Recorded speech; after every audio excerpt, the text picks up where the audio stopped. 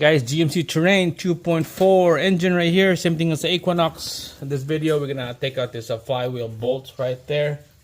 I got the two out already. Look at the first one right here. Man, I was lucky that it did not round that thing off. I was using an impact and it wasn't properly lined, and then it kind of rounded it off. But I end up taking it out with this.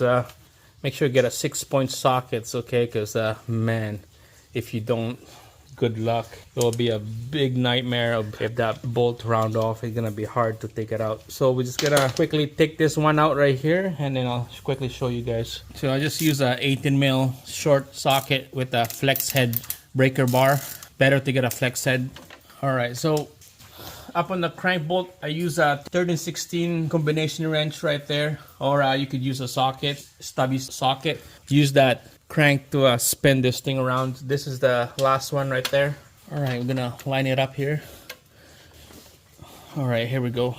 Just crack it loose. When it's loose, you can use the impact to zip it off, because this thing has a thread lock on it, color blue, so that's why it's hard to take this thing out.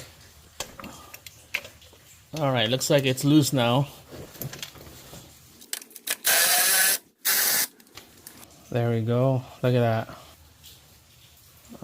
The blue Loctite on that one. All right, so make sure to put a mark on that flywheel to the torque converter, because when we put it back together, it has to go exact same way.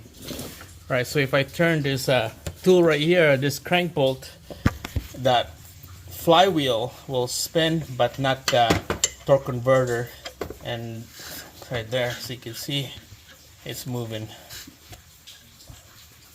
but not the torque converter, because it's disengaged now, and it's time to take out the transmission bolts down here. Same thing up there, and then we're just gonna move this transmission out towards the driver's side, and then it's ready to go. That's it. Stay tuned.